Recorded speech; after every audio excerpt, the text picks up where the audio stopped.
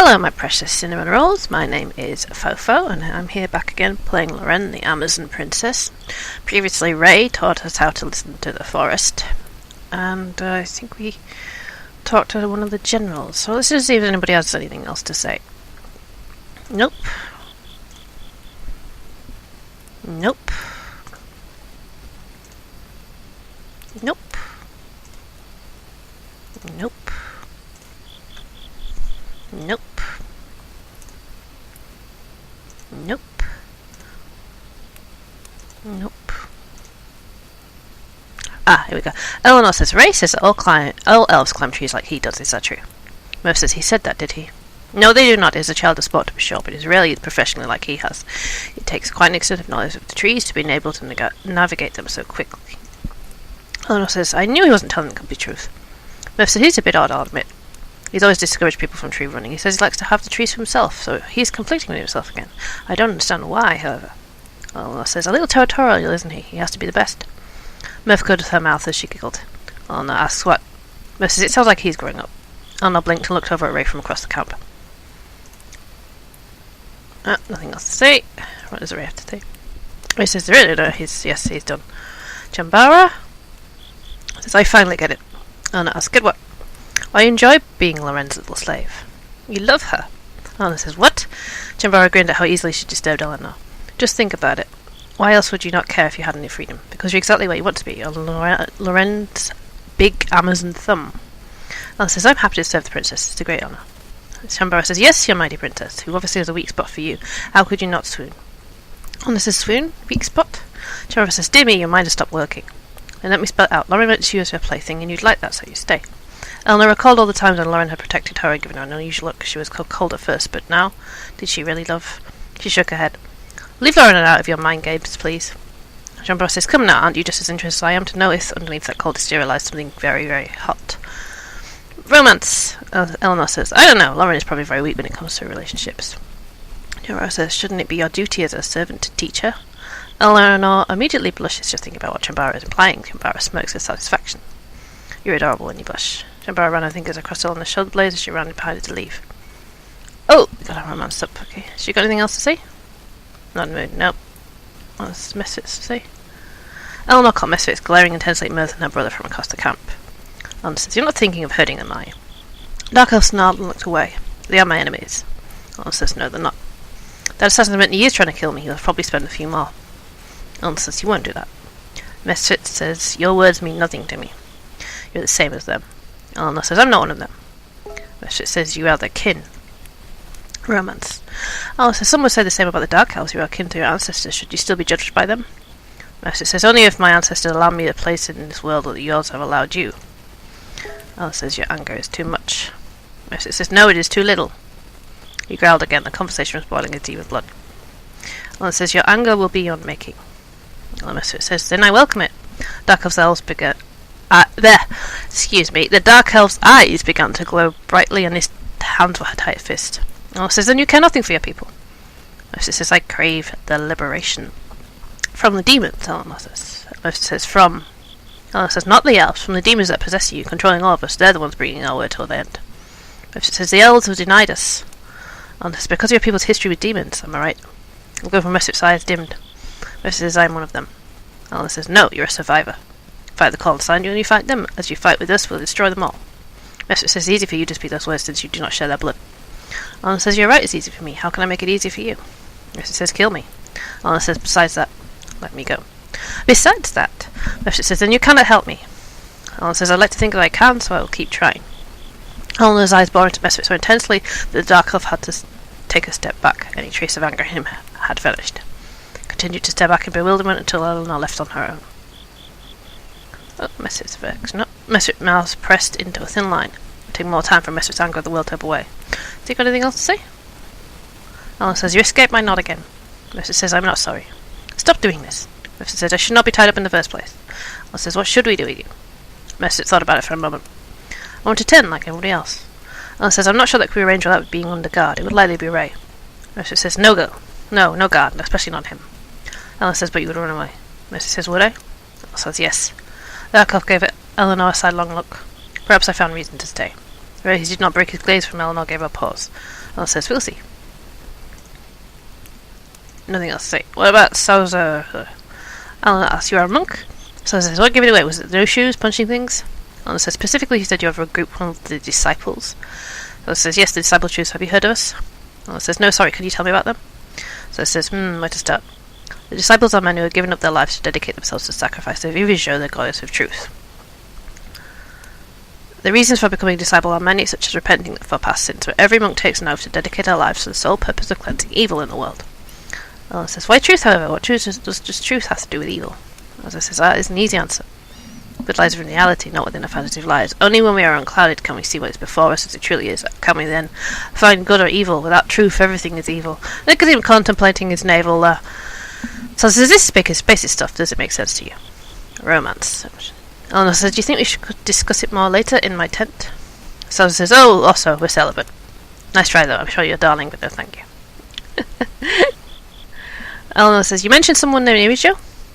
So says, goddess Irisho, mortal. Goddess of truth and the desirable saviour. Eleanor asks, why do the monks worship her? So it says, because she's the deity who blesses the world of truth, quite simple really. If you're wondering which came first, it was truth and then the goddess. Our temple's founder, the original master of truth, was a great unarmed specialist to help others see true reality. Oh, that's just true reality? What's that? So it says, the naked world. Friendly. Oh! You got an achievement for 50 friendly answers. Nice. Eleanor says, so it's a philosophy. Does the goddess grant it? Do you learn it? Can you do it now? So it says, yes, yes and no. In order to achieve eyes for true reality, you need to meditate in solitude for a long time. I won't have that chance for a while, but I remember what I learned from the experiences, and that's all I need. Has he got anything else to say? Eleanor asks, how long have you been a top monk, Kronos? So it says, for as long as I've been a disciple, which is a long time. You made it seem like you've only been there for a short time. No, the temple is built in those mountains, so that's where I've been. It's not, if not where you found me. I was a temple built there. Mount Kronos is home to many tombs, which you probably noticed from all the lovely undead residents. It's also the closest we can come to the goddess Irisho. Eleanor says, but she is a god. Are you telling me she is buried there? No, but her husband is. Eleanor asks, husband? Yes, the first master of truth. How is that possible? Eleanor asks. It's not really, not for anyone but him. Let's go with joking. Lucky guy, maybe she'll remarry someday. Who knows, maybe she'll pick you. Oh, you're making me blush. But he was celibate. Oh, never mind. So this is not to be... yes. Alright, we've talked to everybody. Let's leave. Save my game again. Oh, hang on, let's just go look at my romances. Oh, we got Umunkiki right at the top with 4 hearts. Chumbara messed with 3 and Karen with 2. I haven't got any with Loren. Oh well. And I forgot what I'm doing as well. Convince Samael. That's the only question. Head to the Everburn Mountains to bring proofs of mail of the demon's strength. Okay, let's have a look at inventory. Let's just look at my... Yeah. Got anything better? Staff of the Enlightened. If Ray would like that. No, they're all good. He's all got better ones already. Jambara. Oh, she uses dagger, not a staff. Okay. Okay, we'll just... Is the Everburn Mountains? The group closed in on the Forbidden Mountains, but they didn't dare go any further. The demons were so rampant, however, that they didn't need to go that far. Polymetra says, here they come, be ready. They usually attack in 3 consecutive waves. We'll have time to reorganize between battles, so we should rest those injured and alternate the formations. Polymetra says, if we're in a bad position, I can teleport us back a short distance and make camp, but they will have time to collaborate and gain strength, making this much harder. Oh, we need getting demon samples, so let's go for a medium demon group. I think we're going to have Polyman show in there for his elemental stuff. And, Kiki. That'll do. Got a demon beast, fire demon, and a hellhound. Stand aside!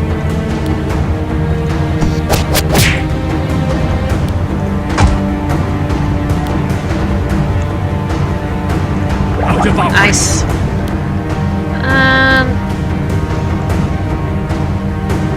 Okay, the demon beast doesn't even respond well to magic, so... Okay.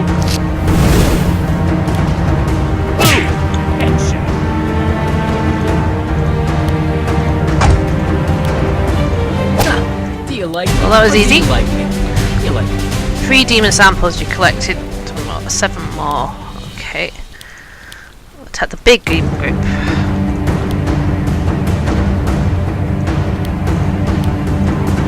Alright. Loren. Loren show. Get the ice on them. Out of our way. Draco. Ice again. Prepare Kiki. yourself. Why are there imbeciles Oh, everywhere I go? level up. Put it all in skill. Level up. Put it all in will. Oh, he's got a skill point. Let's get Earthquake. Kiki, put it all in strength. And Shield Bash. There we go. Collected 8 demon samples and need 2 more. Let's do another big demon group for the XP. We're going to swap Loren. Oh, Loren has to be in the party. We can't swap her out. No man. We'll swap out Ray for Misfit because he's could use the rest. Got a different set of demons this time, I'll notice though. Demon form. And show. See, the ice demon, the water demon's resistant to water damage.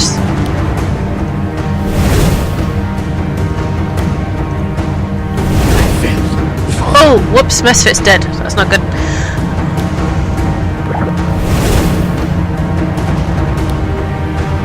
Out of our way. Oh dear, this is not good at all. That was merely forceful.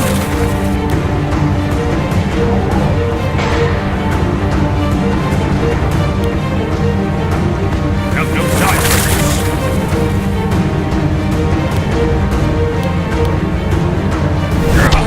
Oh dear, this is going horribly wrong. this.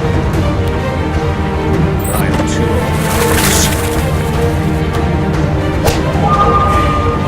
Good job I got a resurrection spells on Lorena.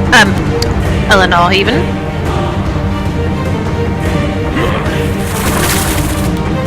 Oh, she's out of mana, great.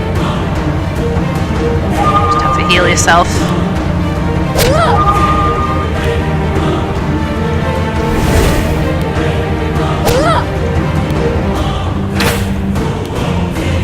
Right. 54. Is that the best damage we can do with him? Oh, and done. And good. Extend your wounds. Make haste. Parliamentary says, that's it, we have no samples now. Samuel cannot deny these beast strength or numbers with these. Draco says, great, I'm coming, please run away from here.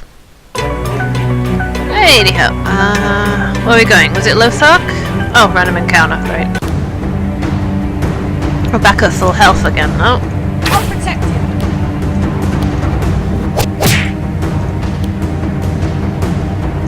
Back to Inferno. One more time. Your weapons, tend your Oh, wounds. Messius leveled up there. We're going to give it equally in strength and skill. We'll give him a Doom Gaze. There we go. General Samael. The group stumbled back into General Samael camp. Worse for the wear, but the expedition was worth the effort. They came bearing heads of inferno hounds and a sort variety of demon eyes and tails. There could be no denying the strength of the animals they had had to fight to acquire them. Polymentor and Kiki went to Samuel's tent while the rest of the party waited outside. Loren looks anxious for once in her life. Do you think the general will change his mind? Eleanor asks. Loren says, I hope so. I don't know how to proceed. If not, we may be forced to kill him. Slaying an imperial general was not something that anyone wanted to do. Footsteps led into Polymentor and Kiki's return. Their faces were expressionless as always. Loren simply looked at them for what everyone wanted to hear. Finally, the old wizard nodded. Loren says, he has recognized the power of the demon army and has made it to withdrawing the war on the elves. Eleanor felt a perk in her that caused her to jump in happiness. Yes? Eleanor suddenly became conscious of a joy when Kiki looked peculiarly at her. Oh, level up Loren. She goes in strength. Level up Lorraine. Goes in skill. And got a bleeding strike. Oops. Elementia. Oops. Will. Paralyze. Chambara. Get the swamp magic. Flamasha says, once again the victory credited to Winmar's champion. I have a new suspicion that the general does not trust magicians very much. Tom and Kiki bowed his head towards Loren and she nodded down. Thank you for your service. Elna knew that saying that was very difficult for her mistress and she hoped Alma and Kiki realised that. Loren says, we should return to the citadel to reorganise ourselves. This newly combined army will take much out of us all. They agreed to return to the Amazon stronghold. It seemingly achieved the impossible, yet the tide of 2 raging seas had stopped a war right in its tracks. This was the last step needed to bring both the elves and humans together to form a treaty that would have meant hundreds of years of tension between the two factions, while simultaneously forging the largest army the world had ever seen. There was wine and songs to be had at the Amazons still and the party heartily enjoyed their well-deserved respite, but all of our Ravon seemed to be celebrating a coming peace. The war was coming to an end because both sides realised that their petty differences were nothing in the light of Everburn Mountain. Eleanor did her best to enjoy the celebration, because it would likely be the last for a long time. Eleanor opted to stand rigidly in the shadows of Loren awaiting her command. Fortunately, so was Anna and Kiki. Despite the celebration happening around them, neither could allow the other to act more protective of their mistress, so instead they stood guard for nothing. A flock of elven slave girls swarmed them and urged them to smile and dance, handing them goblets of wine. Eleanor took a cup and tried some, allowing herself a small pleasure. Kiki looked offended into his drink. Wine. You'll never drink more worthy of me. Eleanor wrinkled her nose from the rude comment. Wine was a noble drink, and the Amazons grew fine grapes so worthy of anyone. Eleanor says, they do. Well, water. Guardia whipped to look at her insulted. Eleanor felt confident and equipped, just stopped off, started to chug her wine right in front of her. When done, she slammed it down in victory on a nearby pedestal and coolly walked away to join the dancing by the fire. The heat of the fire felt invitingly warm against Eleanor's skin, but she was shaken from her thoughts when the goblet entered her view. Coming, the cup was raised, smiling chivalrously. Eleanor sighed. He says, humour me. She took the wine goblet from him. Eleanor says, thank you. Ray smiled at her over his cup before taking a sip. Eleanor says, we're going to dance before you came over. Ray said, I'm sorry I've stopped you. Proceed. Eleanor says, no, I know better to dance than a belly flush with the wine. Perhaps it's when you should dance the most. Eleanor says, I'm not dancing with you. You should probably make amends with that. Except she was already moving her hips and swaying her head to the beat of drums. It was very easy for Ray to take her hand and spin her around. After turning in a circle, she fell against him and her wine sloshed in her goblet. It took a moment to realise what had just happened. Why do you keep getting me to do things I don't want to do? Ray's gaze wandered her face, she feeling the intensity of him. Because you secretly do. Air escaped her chest at a sensation she hadn't applied for, so she pushed her away from the elf and stood apart from him. I think I'm done for the night. She needed to put distance between them rather fast. Eleanor watched to see what Chambara was up to. She was running in the dark and by herself.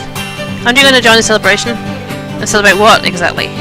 The war is long from over and I'm still not back home in the swamps. Eleanor says, you should join everyone else.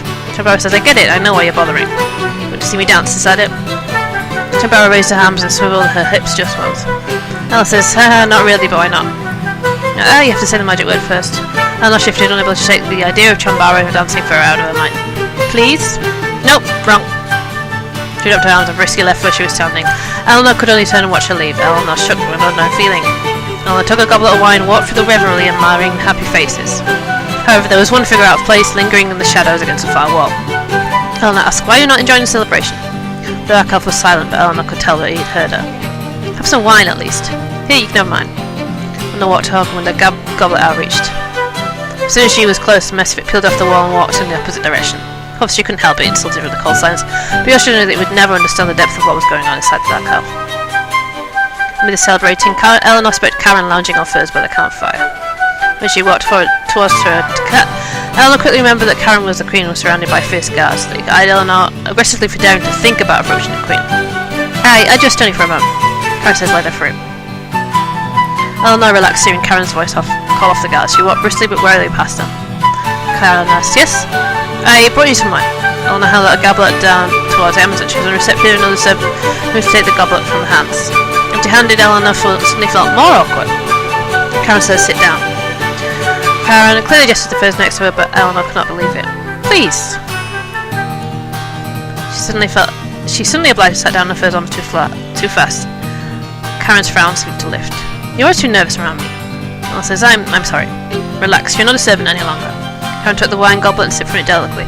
Eleanor watched her drink and then peered past her at all the slaves, bowing their heads and averting their eyes. She was once one of them, and it didn't feel right to pretend that she wasn't. You're the queen. Karen says, my daughter will become queen very shortly. Would I be just a woman then? I'll bow her head just as the servants. You're mighty Amazon Lees and I'm a lowly elf. Your great honour will never... Kara says, please, stop. Kara seemed to choke on nothing and looked away. She reminded his devotion to a weakling with no honour. The elf's chest tightened, seeing the deep regret in Karen's face. I do not say this mindlessly. Karen did not return a look, but her eyes did waver. Flash saw the stronghold start the wheel open. The heavy sound rang through the air and silenced many people. Through the door fell several dwarven men out of breath and distraught. The demons! King Karen rose to her feet and Loren rushed forward. Loren says, what is it? Tell us quickly. The great city of Hamelin is under siege by a demon and his army. Rama says, no! Dora placed a comforting hand on Rama, who was already enraged by the news. Everyone looked at each other. The celebration would have to wait. New quest, save Hamelin. And that is the end of this episode. Hi, this is Phoephoe. Thanks for watching this video. If you liked it, please leave a like, comment, and if you really liked it, please subscribe.